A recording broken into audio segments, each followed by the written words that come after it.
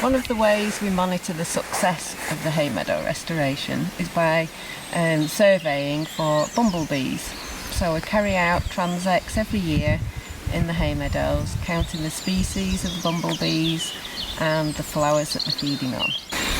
Okay, so every year from the data that we collect, it's compiled into a report, an annual report that shows increases and decreases in bumblebee numbers.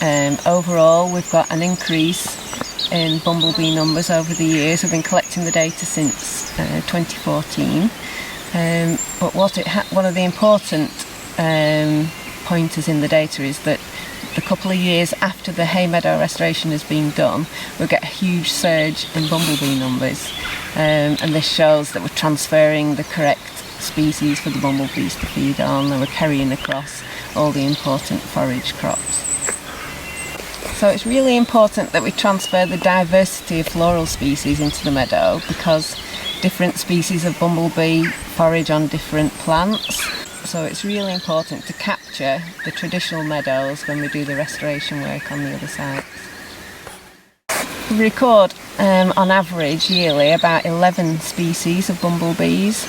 So we record the most common 6, which are the buff and the white-tailed bumblebee, the occasional garden bumblebee and tree bumblebees, but then we also capture some of the rarer bumblebees, which is the Bombus monticola or bilberry bumblebee, which specialises in heather but does come down from the moors to feed in the hay meadows, and also the heath bumblebee, which is another heather specialist.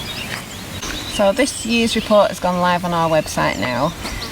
We're not doing any volunteering for this year, but we do usually run ID training for volunteers or just for information.